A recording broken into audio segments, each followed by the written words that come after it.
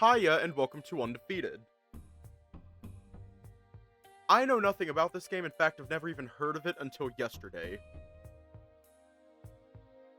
So, I don't know.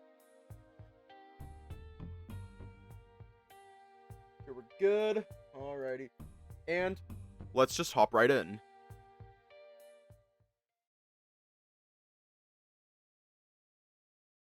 I don't know, it's just what they said. This visual novel is a work in progress. Any contents present are subject to change. Oh yeah. Well, keep in mind, I have the exact memory span of a goldfish, so yeah. Undefeated is intended for audiences age 18 or older. Remember the flowers? We already played that one. We're waiting for the update. This visual novel may contain scenes that include intense graphic violence, substance abuse, and strong language. Reader discretion is advised. I mean, I think I'm 18. I think I'm over 18.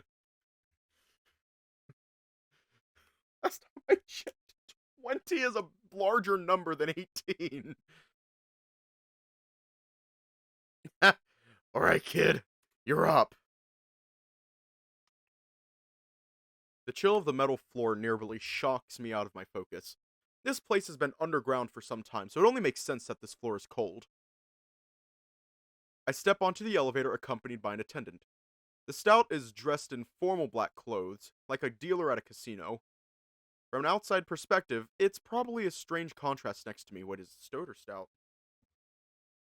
Yeah, I noticed that. The doors close behind us. The world I've come to know so far vanished behind me just like that.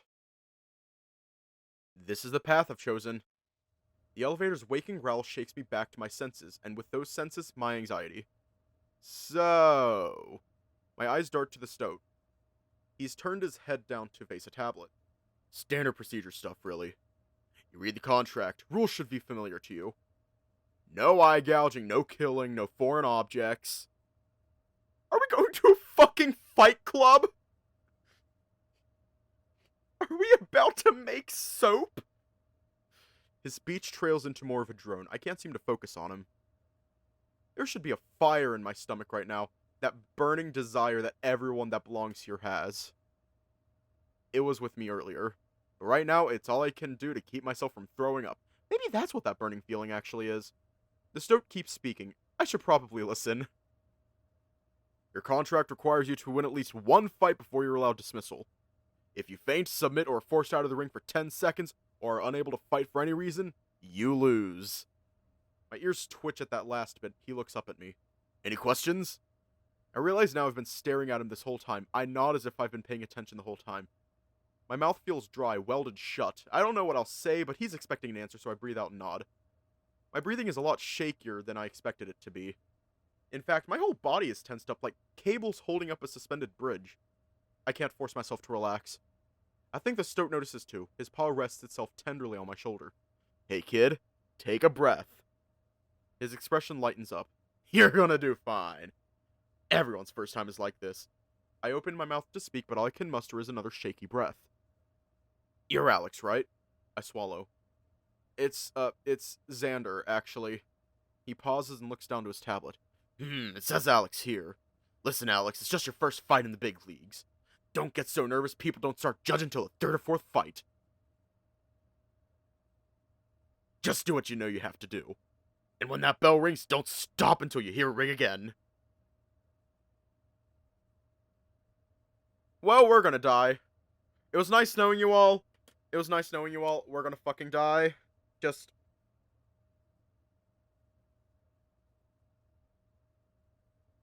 And to you. Wait, no. Well, we're all gonna die, and to you, Leo Alvarez, I will see you in hell, my friend. I nod, still too queasy to actually respond. He is right. I've been training for years. I should be ready. I drop the tension in my shoulders. I roll my neck, feeling the muscles stretch out. I won't stop for anything. I kind of. If you count those bounce house boxing things, okay. Bounce house boxing. I've done that. When I was in middle school, they did that. I got the shit beat out of me by the fucking history teacher. Me and the history teacher went against each other in like fucking bounce house boxing. You know those bounce house boxing things where like you put on like the giant inflated box, the giant inflated gloves. Yeah, he and I got in there. He proceeded to knock me into a corner and just beat the shit out of me. Fun times. The elevator's whirring had become ambience at this point, only noticeable by its new absence as the elevator rolled to a stop. The stoat tapped on his tablet, scrolling his pop a few times. Alright, so your opponent today is... The stoat's brow furrows uncomfortably, his muzzle contorting into a slight frown.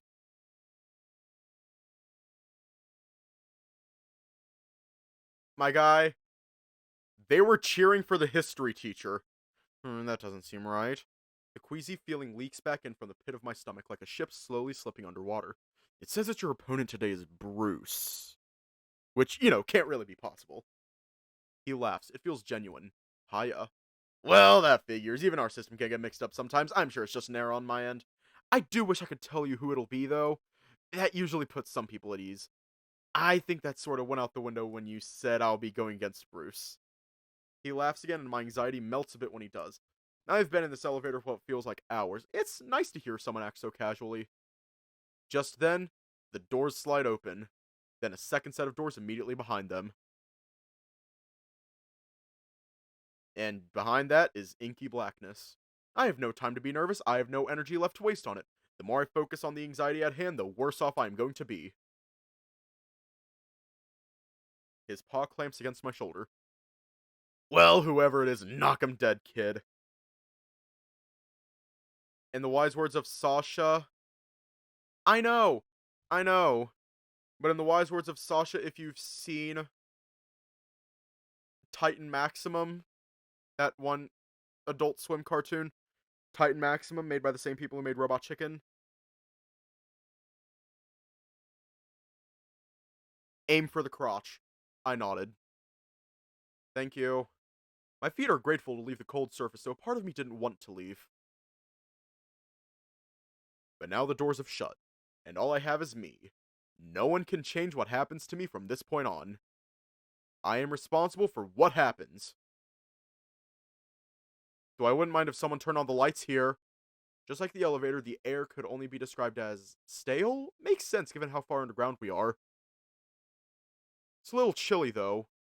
And not the ideal temperature for fighting conditions, but I imagine that will change once...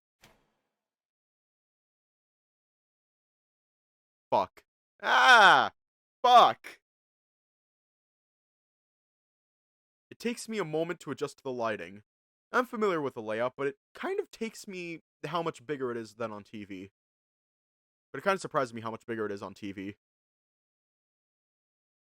A wide circular room with a ceiling that stretches at least 20 feet above the floor. If I squint hard enough, I can make out a few cameras pointing down at the space. Huge stage lights pour down into the space. Shit's brighter than the sun, it feels like. Oh, right, the sun. Two massive glass panels reflect the arena back at me. I can assume they're one-way mirrors. They can see me, I can't see them. I creep closer to the center of the arena. The barren concrete of the floor could fit a small crowd. Closer to the center, a wide circle, maybe 35 or 40 feet in diameter, had been painted along the floor. I've seen this all before, but this is my first chance actually seeing it up close and in person. Most people don't get the chance to do this. Lucky me. Please wait at your designated mark behind the ring. I nearly jump out of my hide. A small voice spoke plainly over the intercom. I forgot that people were watching from behind those cameras. Thousands of people. Shake it off, shake it off. Trying to remember who sang that song, Shake It Off. I loosen my joints on my way to the designated mark behind the ring. Taylor Swift. Thank you. Be like Taylor Swift. Shake it off. The only thing that stands before me is the paint on the ground and the elevator door on the opposite end of the room. I've been staring it down for so long, half expecting it to not open. And then it opens. Oh? Oh? If that silhouette is anything to go by, then I think... I don't know. I don't know. Who's that Pokemon? Maybe. I'm still trying to figure out who my favorite bitch is going to be in this game. Who's going to be my favorite bitch? Who am I going to obsess over for the next month? Bruce?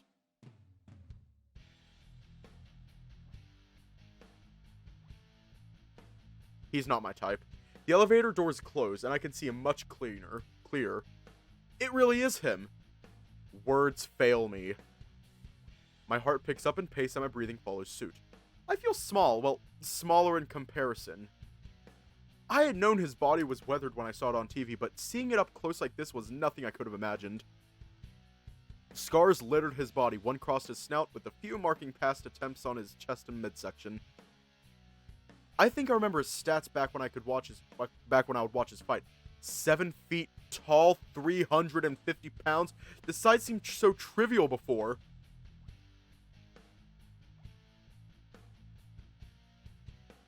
Hey, bitch. Could you donate some height?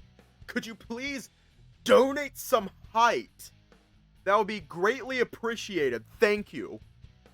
But now that he stands across the ring from me, I realize how it feels up close, like the chill of death skittering down my spine. Yeah, he's not my type. He opens his eyes, that piercing yellow gaze boring holes into mine, and I realize I've been staring right into him this whole time. His brow furrows, much like the attendant's earlier.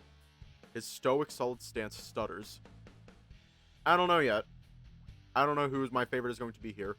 His jaw crunches up near the edges, and he starts to laugh. Loudly.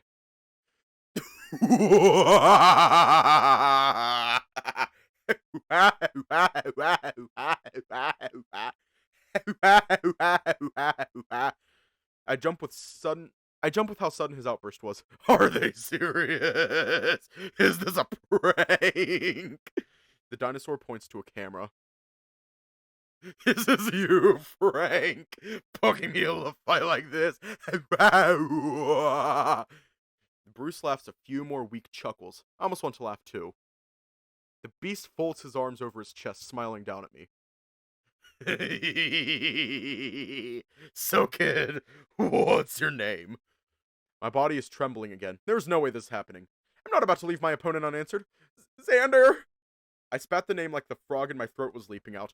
Bruce thumbs at the stubble on his chin. His mouth was still curled up in a selfish smile. Xander, eh? Ah! Nice to meet ya. The dinosaur does not extend a handshake. So, how'd they get you in here? Is this some kind of charity thing? They usually only bring me down here for the title fights. No, He flashes a toothy grin. You want me to sign something? I didn't bring a pen. This is my...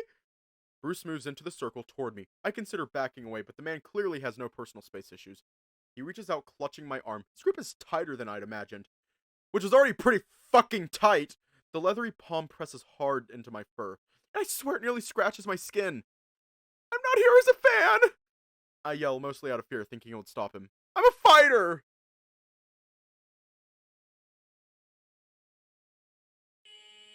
As I cry out, Bruce pulls my arm and subsequently the rest of me, past the markings of the painted ring. Once I cross over, a tone rings out over the arena. I know that tone, that's the start of the fight.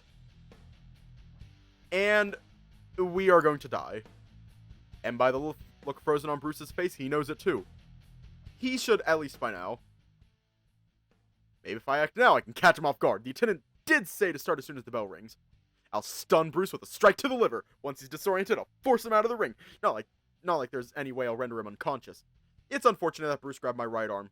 I'm no southpaw, so giving a power strike with my left is a bit awkward. With the bell's tone still fresh in my ears, I plant my right foot. It's even more awkward with Bruce still holding onto my bicep, but I should be fine.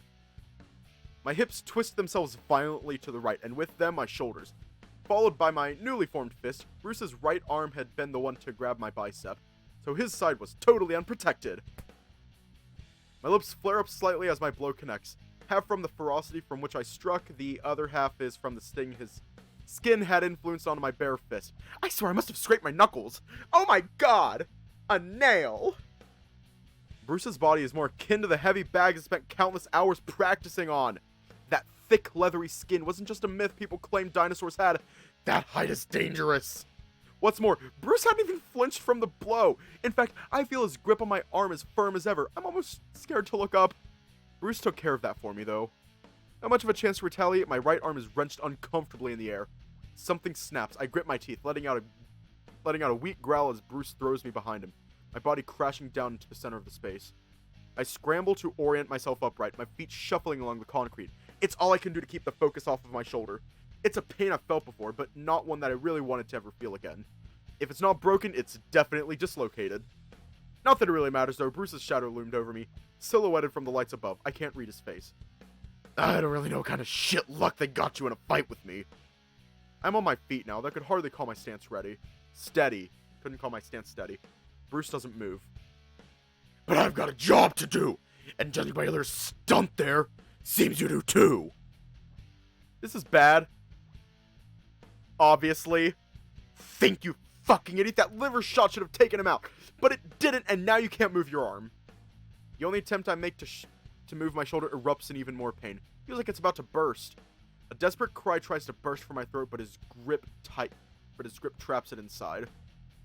Hang on. And this, my friends, is how we die. Again. How many times do we die? I swear to God, is this Majora's Mask Nintendo 64 Odalwa fight? Where the rules are simple. First one to die loses. A desperate cry tries to burst from my throat, but his grip traps it inside. I feel his leathery palm tighten around my throat. I gasp out, trying to speak, but all I can muster is a desperate choke. His claw digs into the side of my neck. My feet leave the cement, Bruce lifting me off the ground by my throat. Bruce carries me like a sack of dead weight to the edge of the ring. I know I'm dangling just outside the edge of it. Wait, are we a puppy? That's adorable. I know. We're cute, but are we a puppy? That's so sad. That's sad. Oh, he's a deer. Oh, wait, I can see the horns now. I thought... Buck. We're a buck. I can see the horns. I'm so sorry. His gaze pierces through mine, my body dangling uselessly at the end of his limb. Bruce flashes a wicked grin. He looks ecstatic, insatiable, despite having done this countless times. A chill crawls up my body as his free hand traces my midsection. You're pretty well built, he snorts. For a shrimp! I don't even know if I should try to respond. The larger man lets out a grunt and a sting breaks through my midsection. My face crumples up. Bruce's fist is forcing its way against my abs, and judging by the pain, it's found its target. My left arm reaches up to his wrist in an attempt to fight back. The same explosive pain sneaks up my torso again. Bruce had reeled his fist back before I could even see it move. I feel my lungs flattening in my body as the strength leaves my body. Tears trickle down my shuttered eyes. I can't breathe. I can't move. I look up and just stare into his eyes. Looks like I got the fight squeezed out of ya. I wonder if he can feel my fear, if he can understand my thoughts. If he can, he probably doesn't care. If this does end up being charity, I'm probably in a shit ton of trouble. I don't think I would laugh if I could. Try to communicate my concession to the dinosaur through my eyes. My right arm dangles uselessly to my side. I can't feel it, but I know it's there. My left arm is draped across his wrist. Bruce just stares in my eyes. I'm going to die. See you soon, kid. He spoke shortly, like a promise rather than a threat. Tears were still crawling down my face. The distance between our faces extends, with Bruce pushing my head away from his as he reels his back. My face is pulled forward, aiming straight for the dinosaur's forehead.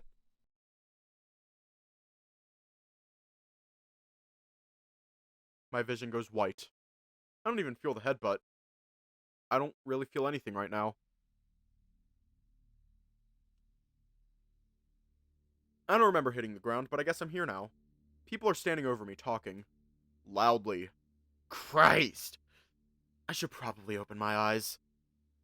It's pretty dark still, but I can see a beacon of light. A dark shadow stands before it.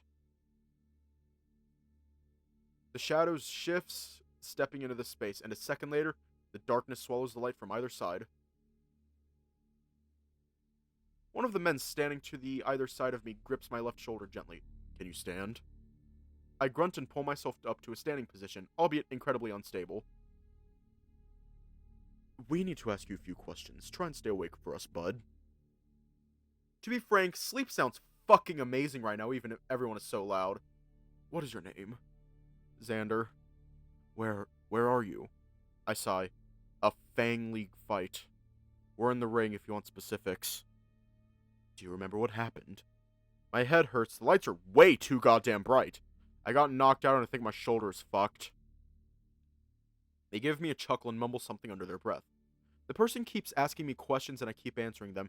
They take me to an elevator, then straight to the medbay to put me in a gown. I go through the motions, waiting for when they'll let me take a nap. A few nurses wheel me around from room to room, running a few tests. I'm just glad I have to sit still for most of it. It's all kind of a blur. I just answer whatever questions they throw my way. After a few hours, they declare my concussion is only mild, and give me the go-ahead to get some sleep. Thank God. The hospital bed here is really firm. Reminds me of being back home. Not a bad thing per se. I actually really enjoy the firm mattresses. Though I doubt something as simple as mattress firmness is going to keep me from sleeping tonight. I can barely keep my eyelids open. Just my goddamn pop filter. For a few seconds, I see that scene from before, like it's been burned into my vision, that dark figure standing in the light. I swear it was waiting for me.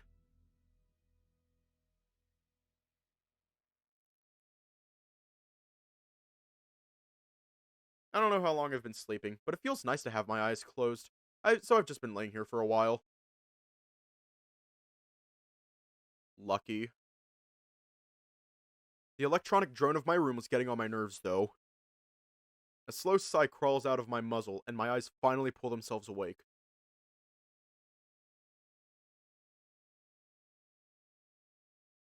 Yay! I must have been crying. My eyes haven't been that heavy in a long while. The sterile white ceiling stares down at me. Fuck. I crane my vision to my left, and some memories of the night before flood back into my head. Some seems I've been hooked up to an IV and EKG machine. And my right arm is in a sling. Fucking great!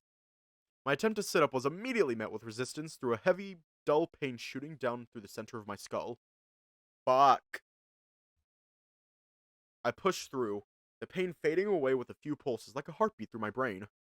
I can hear a conversation outside my door. It sounds like people are talking loud, but it's a ways away. I lean back into my pillow, my face scrunched up in discomfort. No use fighting my injuries. I can't seem to get free. Might as well try to get some more sleep.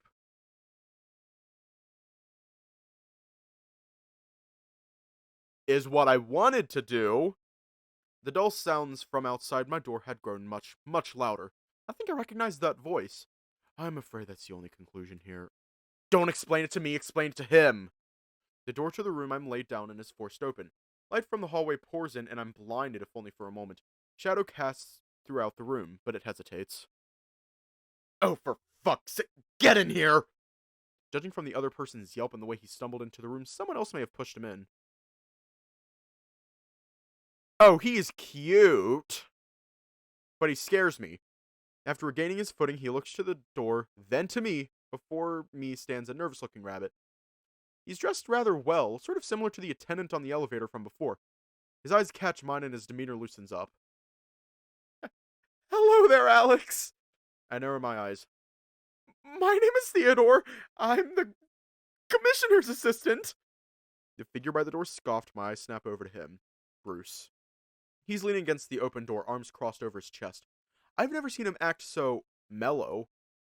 Theodore clears his throat. Yes, The rabbit adjusts its collar slightly. It's It's time to drink water. met Bruce. It's time to drink water. It's time to drink water. It's time to drink water. I let out a sigh. I have. I nearly fucking killed him. His voice cut through the tension, yet somehow only seemed to add to it. Bruce moves from his spot on the door toward the two of us. I can see Theodore's eyes dart away, and he takes a step back from the approaching dino. Is he seriously Bruce's boss? Bruce stops in front of my bed. No, he's hot! You want to tell him why the fuck that happened? The rabbit manages to keep his posture upright, but his ears fold down. He really must not want to be here. That's... He takes a shaky breath and steadies himself. You, certainly were popular. Your fight with Bruce put our ratings through the roof. I blink. Thanks? Get to the point, Ted. Right. Theodore clears his throat. Obviously, this was, unintended. According to the quick manual review, you should have been involved in a lightweight bout tonight. We can't exactly explain what happened, but for some reason, Bruce was your opponent. The rabbit readjusts his tie. Now, in terms of your, contract, typically you need to win one fight before the duties of your contract can be considered fulfilled. And I can, understand why you'd like to back out. Unfortunately, there's a bit of a snag. Bruce rolls his eyes. Because of the nature of our automated matchmaking system, anyone that wins the champion is momentarily set in a... that fights the champion is momentarily set in a special tier of their own. If they win, they become the champion. If they lose, they return to their tier. And you don't have a tier to return to. I can visibly see sweat dripping down his brow. So, you remain in this, momentary tier. It sounds like he needs to say more, but he stops. He glances at Bruce for approval. My heart feels like it's about ready to drop. I don't understand. It means you're stuck fighting me. Bruce's voice barks out again, scaring Theodore and nearly scaring me. It means you're going to keep fighting me. This fucking matchmaking works itself out. Sweat trickles down the sides of my head. I don't understand. Or maybe I don't want to understand. What, are matches made at random? There's a second of silence where Bruce and Theodore make a bit of eye contact. Well, not entirely. A computer sorts out matches through a deeply detailed algorithm. It's actually quite impressive when you look into it. Bruce snorts a bit of air through his snout, as if trying to get Theodore to speak further. Can't someone just go in and make the change manually? Again, Theodore looks away before speaking. All manual changes to the matchmaking must be approved by the commissioner first. So, call him down. What the fuck?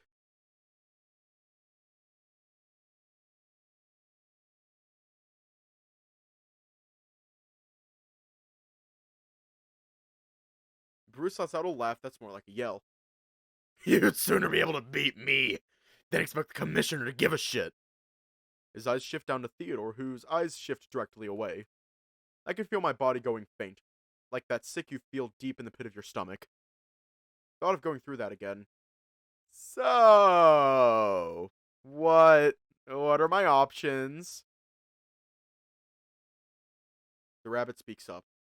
I'm afraid that until this issue is, sorted, you will need to keep fighting Bruce, or you'll avoid your contract. And I'm sure you're aware of the, consequences. I'd read the contract carefully. They require me to pay out of my ass, and I can't afford that. I'll never be able to afford that. Money was part of the reason I came down here. The heart monitor is picking up pace at this point. I hadn't even noticed. Bruce and Theodore are silent for a long time. I'm leaving.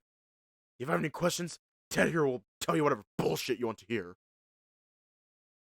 The dinosaur spits the last few words, then turns on his toes and stomps out the door. Theodore just sort of stands there, quiet. He seems less nervous now. He still won't make eye contact with me. Is there, anything else I can answer for you? I don't even know what to say, what to ask. I'm struggling to process what I am hearing. Theodore notices my silence and steps away from the bed.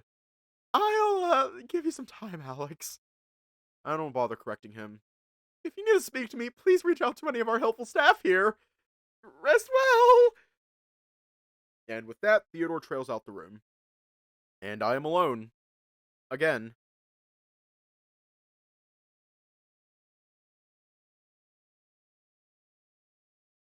Some time, he says. They say time heals all wounds. You'd think it'd be able to make any of this any easier, but it's been a few days, and I still haven't done much. If you gotta talk about spoilers, do so in the spoilers channel on the Discord server.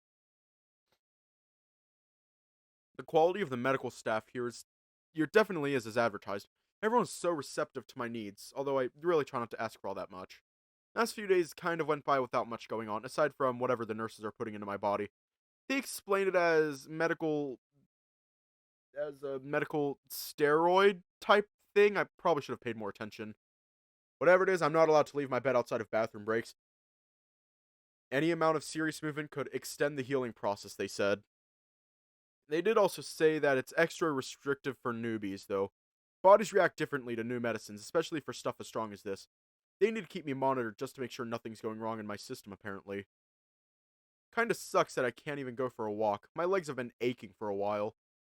My ears flicker over to the door, catching some footsteps that seem to be getting closer. They were proven right. With the door swinging open and the man that I assume is my doctor waltzing in with the clipboard. Oh, hello.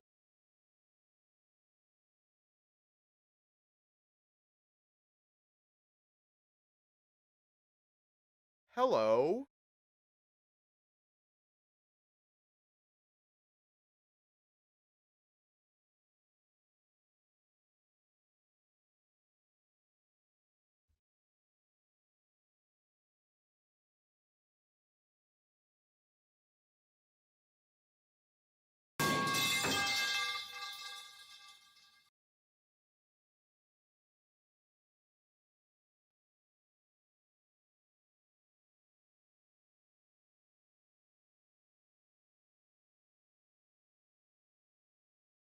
Always watching.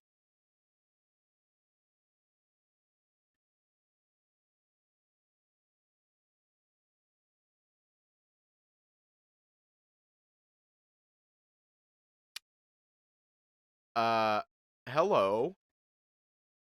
Good morning, Alex. Xander. My name is motherfucker. Dr. Drayden. I'm the athletic physician that's been working with your case. How are we feeling today? A sigh slips from my mouth, but I catch myself when his head turns up to my face. I'm good. I sort of shake myself, not really pleased with my first interaction with the guy. He doesn't seem to notice. Gotcha. Well, Alex, we've got your test results back. Good news and bad news. My eyebrows twitch. What's the bad news? He pauses, his face contorted in a frustrated way, like it said something he didn't want to hear. Well, the good news is that you're good to go. Everything came back negative and your shoulder should be as good as new. The cat flashes a smile that warms my chest. I let out a breath that I must have been holding in for a while. That's relieving to know. And the bad news? The papers he had lifted off the clipboard had been flipped back down, and he flashes a wink at me. The bad news is that you're probably going to be seeing a lot more of me.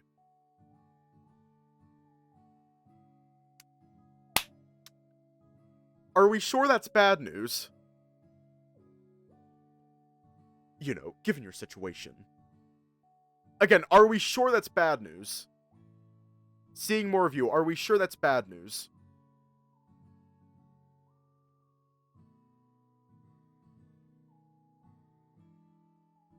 Oh my god, does he also do that thing with his eyebrow? I do that thing in my eyebrow, like the slit eyebrow. I do that sometimes.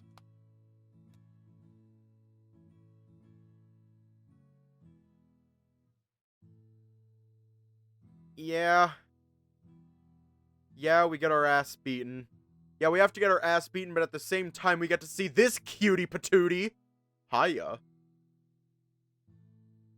He lets out a small laugh, and my heart sinks right back.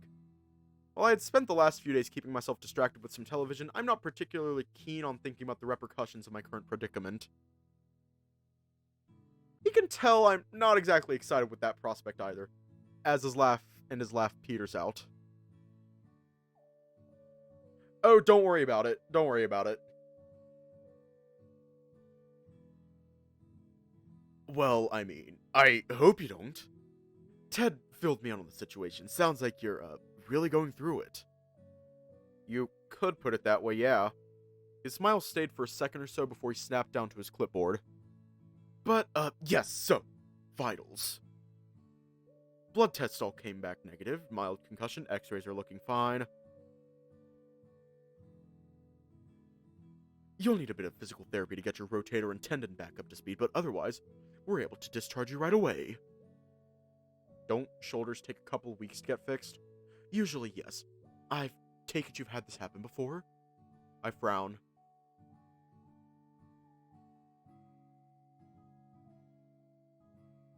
Yeah, but we completely finished password. I frown. Dislocated, yeah, under different circumstances, though. Drayden waves his hands non-committally. Of course, so you probably know how it goes. Usually there's no serious exercise allowed, no major lifting, none of that. However, the steroids we've pumped into your system are special. They enhance your body's natural regenerative abilities, for lack of better terms. Obviously, it's not going to enhance your ability in fights or anything, and it won't help you recover from wounds during a fight. But it gets our fighters up and running much faster than they would naturally, so everybody's grateful for that, I'd say. The smile on his face made him look almost proud of the process. I can't exactly say I blame him. And the tests? Just some simple blood work, really. Make sure your liver's handling the medication properly, and, cancer, things like that. Bitch, back off! Back off!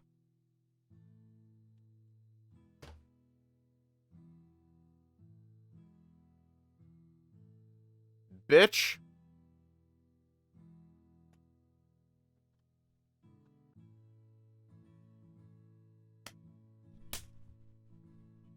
Back the fuck up.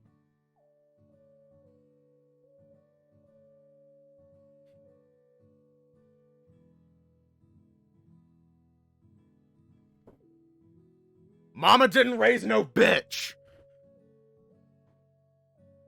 My heart jumps at the word and I sit up. Cancer? Again, though, he shakes his head casually. His hands casually, like he's trying to shoo me away. There hasn't been a case yet, so I wouldn't exactly be worried about it.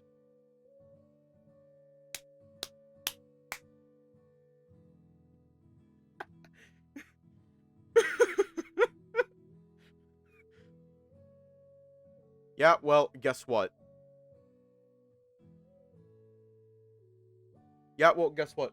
Hippity hoppity, Drayden is mine. So, fuck off. Hasn't been a case yet, so I wouldn't exactly be worried about it. Still, if your body decides to push it too hard, blood work would catch it right off the bat, so we can nip it in the bud before it becomes an issue. I can't help but worry that my contract would get voided if they couldn't use the medication anymore, but Drayden doesn't seem to be fretting over it. The feline pulls a chair away from the wall and drops onto it, crossing his legs and resting his clipboard on them.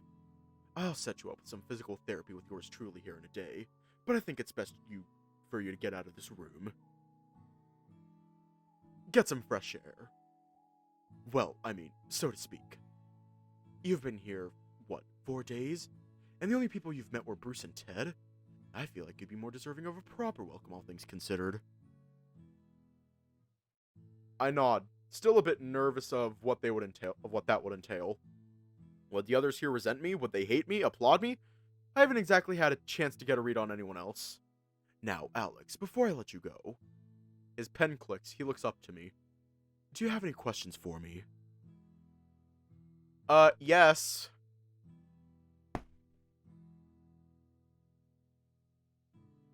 I do have a question for you. Oh, hiya. Hiya. Thanks for stealing my thunder.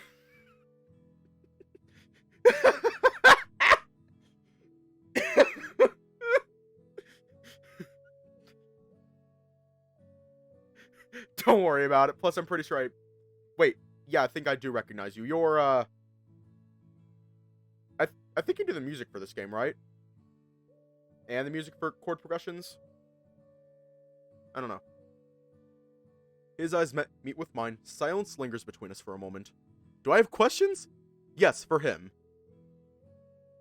Okay. Not really. Not anything that he can answer, anything that he can help with. Come on, Alex, there's gotta be something I can answer. I'm a licensed therapist, too, so you can talk with me about anything. My brow furrows. I thought you were an athletic physician. Again, Drayden waves his hand. Oh, okay. Cool. I wear many hats, Alex. That's probably why they hired me. But I like to think it's because of my winning personality. He gives off that proud smile again. I can't help but breathe out a chuckle. Questions, though. I honestly can't think of anything relevant. I know my situation. I know how the medicine works. I feel like I've gotten a handle on this guy's personality. For the most part, at least. Well, if you've got no questions and you're feeling alright, then we can go ahead and get you on your feet. Oh, wait, no, I do have a question for you. I do have a question for you, Drayden. Are you gay? And if you are you available? I know, I saw that. I saw that there was a new streamer-friendly version.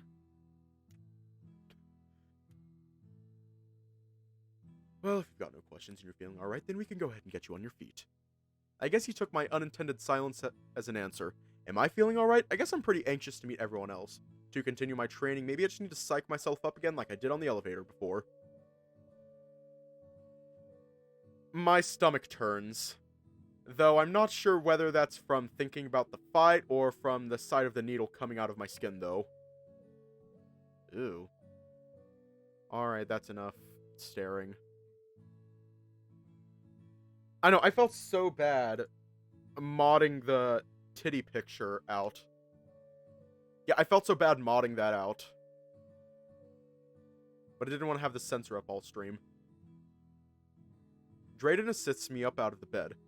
My first steps are a bit shaky, all things considered. I've hardly walked in 4 days, so I feel like... kind of like a fawn for a bit. The sling underneath my arm gets undone and pulled back around my neck. I rotate my shoulder a bit, stretching it out from side to side. It's definitely still sore. R.I.P. boob painting. Still, it's nice to have my arm back. Can you stick out both your arms for me? Slowly.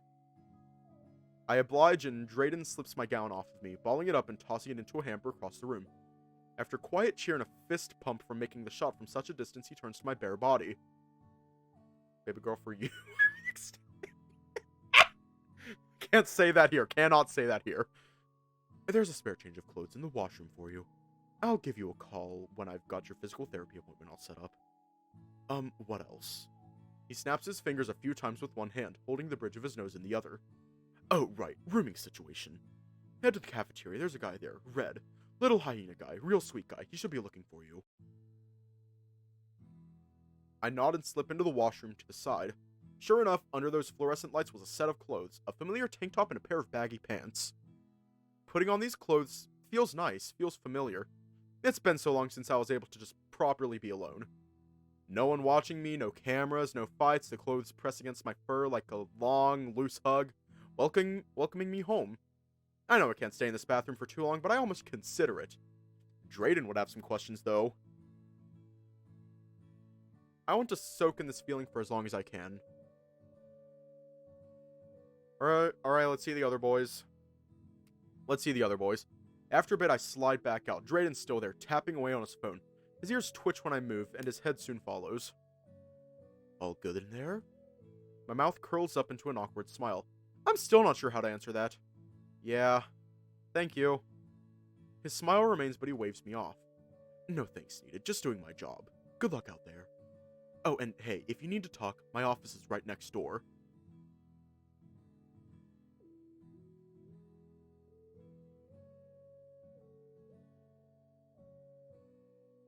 We exchange another set of awkward thank yous before I leave.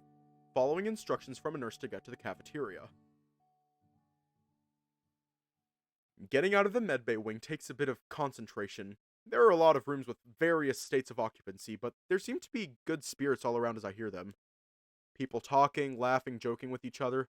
I can feel the tightness in my chest loosen ever so slightly. I pass by a few more closed doors before leaving the medbay wing entirely. The white and red accented floor tiles swap to cream light as I move to the rest of the main floor.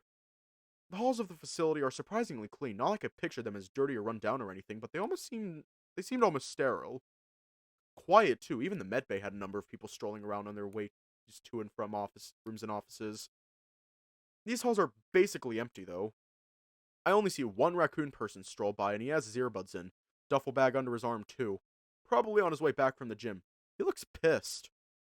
There's a bandage rolled around his bicep and what looks like a bit of crusted blood perched under his snout. Don't worry, buddy, it was probably just an off day. I can only imagine how brutal the coaches can be down here. I've heard a bit about them, but nothing about anyone in particular. The guy in the hall flicks his eyes to catch mine, his glare nearly cuts me in half. My eyes dart away. I've really got to work on this staring at people thing before it gets me in trouble. He continues past me down the hallway. I'm sure I'll see him again, hopefully on more friendly terms. It's a big facility, but there's only so many of us down here. At least, I think it's a big facility. I haven't exactly had the time to explore. Now could be a good time, though, and it probably won't do me any harm as it's on the way to the cafeteria, right? As I was leaving the med bay, I had passed a number of office rooms. I assume there were general administrative stuff, not really anything juicy there.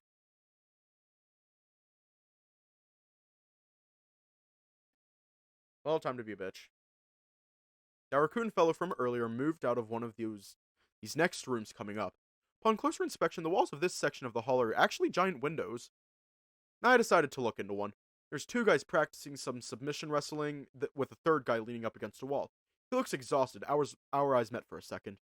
He looks to his friends, mutters something, and the other two laugh for a second. He looks back at me and smiles, nodding his head as if to greet me. For some reason, I feel like I should have looked away. I think I feel like I was intruding. I watch people wrestle all the time. This is nothing new for me. At least at my old gym with my old teammates. I smile and nod at him before walking forward again. I think you see the man mouth something pointing at me from the corner of my eye. I definitely should have kept walking sooner. I don't know anyone here yet. It feels rude to engage with some of these folks without at least introducing myself. Though that may not have been the reason he was pointing, I still don't know how big of a name I made for myself down here. Did they get to watch the fights? Did everyone see what happened with Bruce? It's not like people would make fun of me for something like that, probably. And it's not like I'd really care if they did. That's just more annoying than anything else. I'd rather just go in with as little of a reputation as possible. I passed by a couple more mat rooms on my way through the hall. Roughly half of them seem to have a similar layout to the first one. Just a large solid mat stretching across the floor, granted, though, with the rest of these were empty. The other half of the rooms had a number of smaller mats, with one or two large spaces off to the side, marked with a large circle on the ground. Heavy bags line the back walls of these ones, clearly made for striking practice. I feel like I'm going to be spending plenty of time in these rooms. Not like I'll have much of a choice, at least. That first long stretch of the hallway seemed to take up one half of the main floor, with a small segment on either side of the hall sectioned off for a pair of staircases halfway through. I'll probably figure out where those go eventually. Right now, I need to get to the cafeteria, even though I'm not all that hungry. Hospital food was pretty damn good. But I can't exactly get to my room without knowing where it is. I mean, I could, but there's probably a key or password or something, and I need to go find Red to get that information. I know someone named Red. I know multiple people who go by Red. I could brute force it, but that would take more time, patience, or ramming strength than I'm willing to spend right now. Luckily, the cafeteria seems to be right here.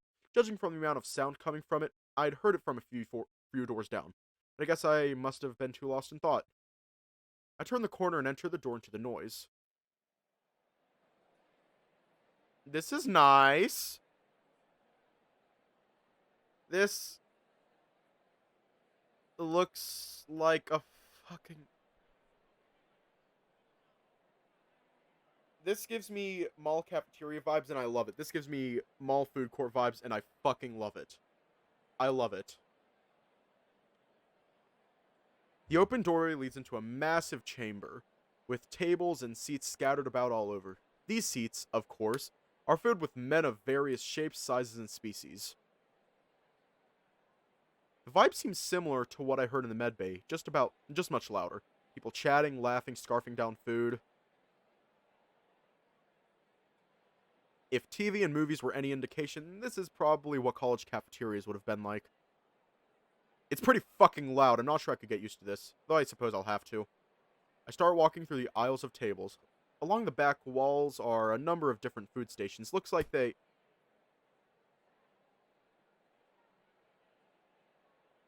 Oh, hello. Hi there. Oh shit, my bad, little dude. This rather large wolf had swung his arm out, gesticulating wildly in the story he had been engrossed in. I hadn't noticed until his hand slapped into my right shoulder. I totally didn't see you there, are you good? It stung a little bit, but nothing serious. I'm fine, thanks. His friends let out a quiet laugh. Dude, you gotta watch yourself, you could've broke his arm. They all laughed at that, a little louder this time. I really can't be bothered to deal with this. Whether they're joking at my expense or not, I'm not here to talk with them. I turn around to walk away. You look a little lost, little guy. Need any help? God damn it.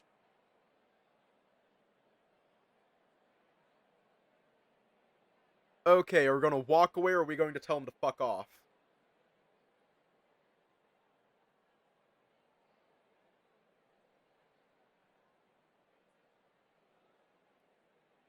Okay, fuck off it is. I could just walk away without answering, but that probably just cause more problems. I know how these guys are. Oh, fuck. No, I'm good, thanks. Before they can say anything else, I walk off, heading deeper into the cafeteria hall. I don't hear anything from them, so I'm assuming they got the message. Little guy. Ugh. Sounds so condescending. I know I'm small, I don't need someone pointing it out. It's so loud in here. I need to find Red so I can get out of here. This noise is driving me crazy. Drayden said he was a hyena dude. He's probably a small one on the other end of the cafeteria waving at me. I wade through the aisles and pass by the folks walking around with their trays before finally making it to Red. Yo!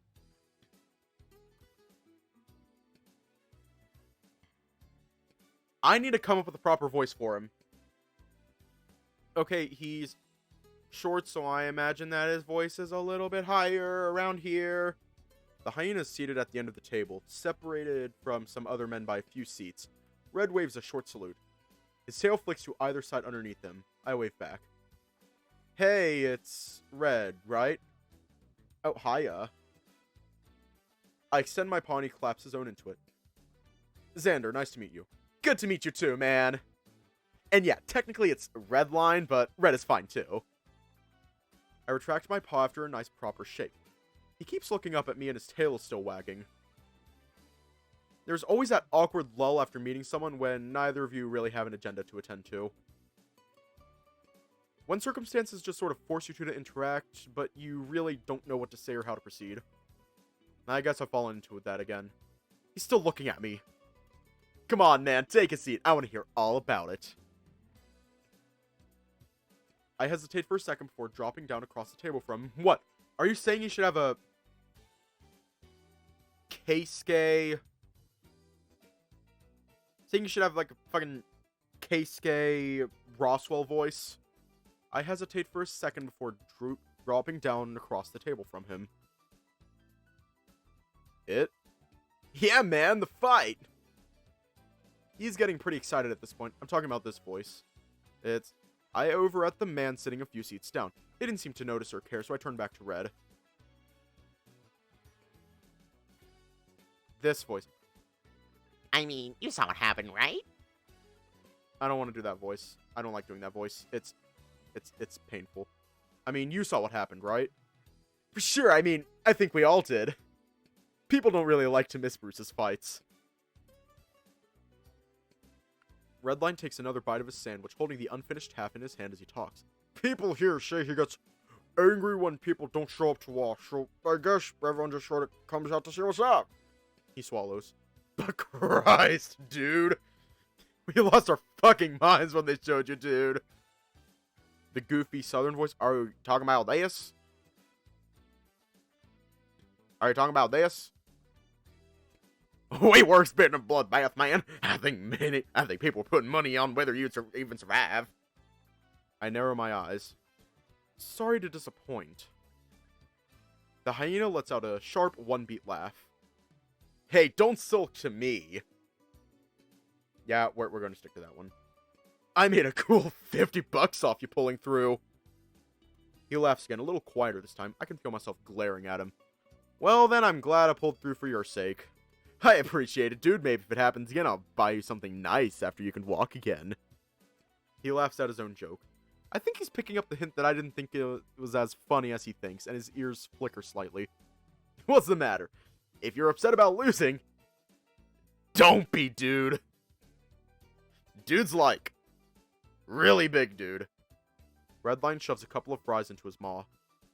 Besides, you don't have another fight like that again, right? So your odds are probably like really in your favor or something. Probably, I mean, I'm not a math magician. I can't help but frown. I think you mean mathematician. Redline thinks for a moment and shakes his head. No, that doesn't sound right. I think it took too many hits to the head. He winks. I can't get a read on this guy.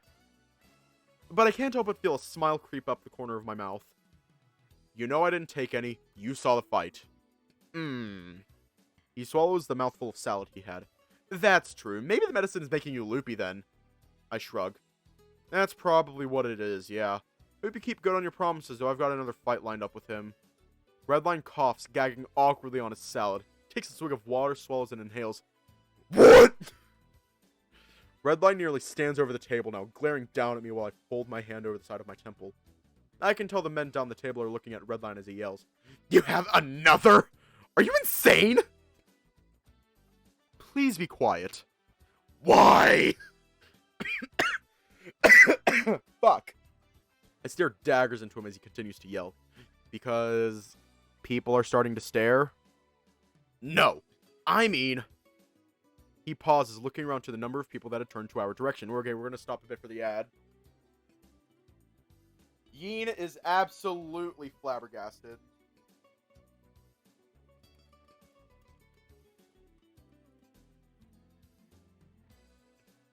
Unfortunately, Red has stopped work. Unfortunately, Red.exe has stopped working. If the issue persists, please contact, I don't know, fucking, I don't know, mouthful of salad. He pauses, looking around to the number of people that had turned to our direction. He sits down, leaning in close. I mean, why another fight? I huff out a quiet sigh, my fingers rubbing up against the bridge of my nose. Let a beat pass just long enough until I feel like they've stopped staring. Contract details. I'd rather talk about it when there are less people around. Oh, okay. Redline goes right back to his food, scooping up his little cardboard cup of fries and fishing around inside. Plucks a few fries out and sticks them in his maw. He turns the cup to face me. You hungry? A few remaining fries rattle around inside the cup. They look pretty soggy, except for the one that's burnt to a crisp. I stare at them for a few seconds before drawing my vision back up to Red. No, I'm alright. I can feel an awkward pause coming up, so I add a bit more. I ate pretty well in the medbay, actually. Oh yeah, I've never been in long enough to need to eat there. He picks out a fry or two for a few seconds before his eyes shift to either side. I mean, I wasn't. That sounded like I was bragging or something. Sorry, Ever had his ass kicked? Lucky bastard. What I meant was, I know he's so nice. Our eyes met for only a few moments before his turned away again. He sets his now empty cup back onto his tray and swallows the remainder of food in his maw. So, did you at least get all healed up? I mean, you're here now, obviously, but like, was the medicine good? Are you feeling alright? My right shoulder is still a little bit sore. I roll the joints and try not to make a face. For the most part, yeah, I've got some physical therapy tomorrow for this piece of work. But all in all, it could have been worse. The doctor was pretty nice, too. Who'd you get? Drayden, I think his name was. His ears perk up. Ooh, I know him. We haven't talked, though. Is he as scary as his name sounds? No, he was actually really nice, like a weird dad or pediatrician. That managed to get a laugh out of the hyena. You do look pretty young, though I guess most of us lightweights do, right? I nod my head, looking around at the cafeteria. I guess I can see that, yeah. So, what's the deal with the food here? Do I just... Redline was already standing by the time I started my second question. Oh, dude, it looks totally confusing. I know. It's actually really cool. Follow me. Just a couple of twinks chilling, eating salad. Oh no, weird dad dilf confirmed.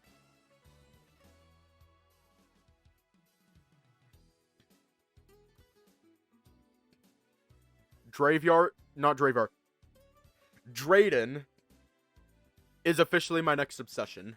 He's already started walking away. He'd probably start talking even if I wasn't right behind him. I wonder if he will. No, that's mean. I get up and follow Redline. So, as part of your contract or whatever, you get access to most of the caf whenever you want. He doesn't even look back to check if I'm following before he starts talking. Damn, I could have gotten away with it. Not Wayfinder, Fatal Force. You in the mood for anything specific? I almost say that the hospital food had done me good, but watching those fries rattle around awakened something in me. That latent hunger that never really seems to go away. Are we high as fuck? It grows. It desires. I might a smoothie or something. At that, the hyena turns on his heel, pointing to one section along the wall of the cafeteria. Smoothie station onward! He's already walking. I follow alongside him. He moves pretty fast, but it's not hard to keep up with him. So, at the start of regular meal hours, you'll probably have to wait in line for stuff, but you're in luck. Lunch started a while ago, so you'll probably be fine. Regular meal hours? Yep, I think it's something like 5 to 9 a.m. for breakfast, or, well, pre-workout, and then 11 to 3 for lunch, and I think 5 to 9 for dinner? You'll get used to the times. They're pretty flexible since people are always coming in and out of the gym. He scratches his ear. The menus are pretty big. Sometimes they do special meals, too. Turkey and stuff in the fall, ham in the winter, you know, seasonal stuff. Redline stops on a dime and I catch myself from bumping into someone walking in front of us. It seems we're here. The smoothie station, as he had mentioned earlier, seems to be more of a traditional coffee shop looking place. A nice wooden finish surrounds this section of the cafeteria, and it actually has a door that leads out to the hallway. Seems like I can access this place when the rest of the cafeteria is closed. Kind of a weird departure from the rest of the cafeteria and its rather masculine-looking clientele, but I'm not about to complain. Redline nudges me from my left, wrapping an arm around me. I tense up when he presses his arm into my shoulder from the other side. See, check the menu, dude. They have everything. I don't know why, but I thought he had a little mustache. I genuinely thought he had a little mustache. Smoothies, coffee, protein shakes, energy drinks, you name it. What? It really is an impressive menu. I take a moment to scan over the options while Redline rambles on about some of his favorites. A good 30 seconds pass by before someone taps on my shoulder. Are you gonna order? My head cranes around to see a number of men behind me. Seems I've started a line. Shit. I stumble forward to the polite otter barista who's probably been standing there uncomfortably for the whole time. Sorry, can I get a mango banana smoothie? She confirms and writes something onto a cup while the other baristas get to work. I step back out of the way while the rest of the customers get in line. I can't help but feel embarrassed for making people wait. I don't know anyone else here and I've already managed to piss off a bunch of strangers. I swear to God the guy behind me was growling. You alright? His voice makes me nearly jump. Yeah, yes, yeah, no, I think I held up the line there. A paw claps my right shoulder. Ow. Redline seems to enjoy getting real close. No, I wouldn't sweat it. You're new here. I feel like that's less of an excuse than you think it is. And besides, it's not like anyone's in any rush. It's lunchtime, dude. Get your smoothie and relax. As if on cue, another barista calls my name, holding a small cup filled with a light orange concoction. I ease my way back to where they stand and snatch it up, giving a hasty thanks. Redline and I start making our way back towards the table. He's been chatting idly since I got my smoothie. He talks pretty loud and fast, but I suppose it's better than him being drowned out by the noise of the cafeteria. God, this smoothie really hits the spot. Seeing those fries had me thinking about salty food for a few moments. I guess that was enough to get me thirsty for something fruity. The sweetness of the banana was overpowered only by the flavor of the fresh mango. Nice and cool and creamy, too. Damn it! Fuck! Fuck! It's so creamy! Fuck! Why didn't I think to ask for this in the medbay? I guess I didn't know they served this stuff. I usually just went with whatever Drayden recommended. He kept telling me to try the salmon, and I had to keep telling him I'm a vegetarian. You'd think my doctor would remember that much at least. And so, he had my tray, right? And I had to butt in and say that it was mine, not his, and then he just, like, took off running? Right, I probably should have been listening. I guess he was embarrassed or something, but the worst part is that while he was running away, I yelled sorry out at him. Redline hacks out a laugh that's halfway between nervous and embarrassed. You apologize to the guy.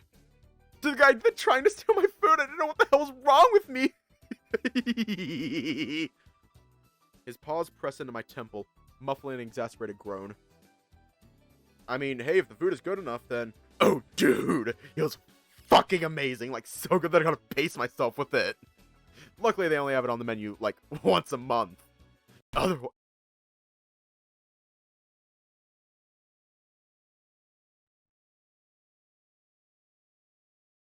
We're gonna leave off here tonight.